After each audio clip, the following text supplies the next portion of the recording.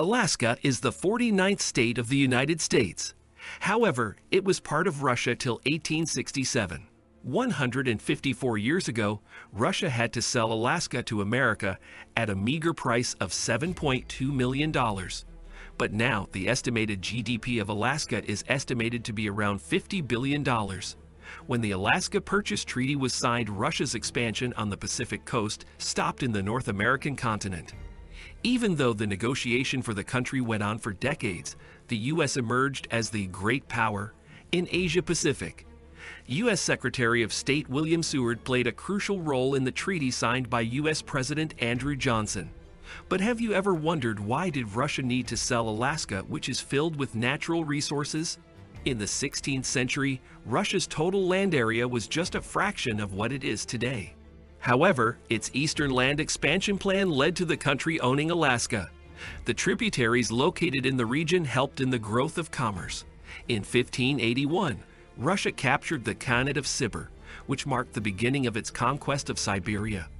Russian Emperor Peter the Great was very curious about the Asian landmass. He started 2 explorations from the city of Okhotsk. In 1741, Vitus Bering crossed the Bering Strait and reached Alaska.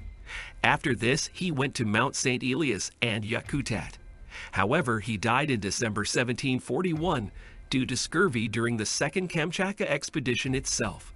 His crew near the Aleutian Islands found hundreds of sea otters, foxes, and fur seals, which acted as a silver lining of the otherwise tumultuous journey due to adverse weather. Unlike today, back then Alaska had a fatal climate. Only 800 Russian citizens inhabited the island, and it was also located far off the Russian capital of St. Petersburg. In 1812, Russians built a settlement at Fort Ross on the western coast of the U.S. After the Russian Department of American Exploration failed, Moscow became worried about the prospects of Russian settlements in Alaska. The Crimean War, fought from 1853 to 1856, acted as the final nail in the coffin as Russia lost to an alliance of the Ottoman Empire. Due to the depleting coffers and 12,000 casualties in the war, Russia decided to sell Alaska. Russia wanted to control Balkan countries such as Bulgaria, Romania, Moldova, and Crimea. They were a part of the Ottoman Empire in the 1850s. Russia's desire to protect the Christians in the Muslim-majority Ottoman Empire led to the Crimean War. When it invaded Romania in July 1853, Turkey declared war, which was supported by Britain and France, as they wanted to destroy Russian naval power in the Black Sea. The Crimean War came to an end in 1856 when the Treaty of Paris was signed due to Austria's growing resistance. Due to a shared dislike for the British Empire, Russia and the United States were allies in the 1800s. This was one of the reasons why Russia approached the United States with the Alaska Deal. Negotiations on the Alaska Deal started between Russia and the U.S. soon after Washington stabilized post-Civil War. Russia sent a team of surveyors to Alaska to estimate the value of natural resources. They estimated its cost to be $10 million. Despite being advised not to sell Alaska, Russia informed the U.S. about the price it wanted for the country. However, after negotiating, the deal was fixed. The price of $7.2 million was.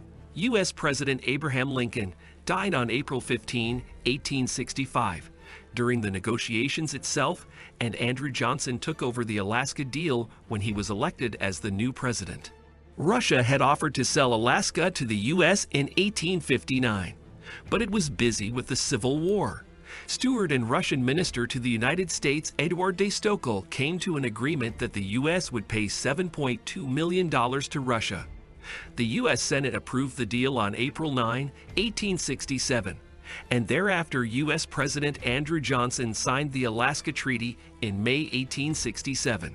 Russia formally transferred Alaska to the U.S. on October 18, 1867. This ended Russia's presence in North America and handed the U.S. the key to the Pacific Northern Rim. For 3 decades, the U.S. did not pay much attention to the region, and it was governed through military, naval, and treasury rules. In 1884, the U.S. established a civil government in the region and also imposed mining laws. The Alaska Deal was initially considered a loss for the U.S. and was famously called Seward's Folly. But in 1896, Yukon found major reserves of gold in Alaska, and then the successive exploration led to the discovery of massive mineral resources. These gold deposits acted as a gateway to the Klondike gold fields. Alaska's strategic importance was highlighted in World War II. It got the status of a state on January 3, 1959. And that's for all today. Hope you enjoyed the video. Do like this video, don't forget to subscribe to the channel and hit the bell icon for future updates.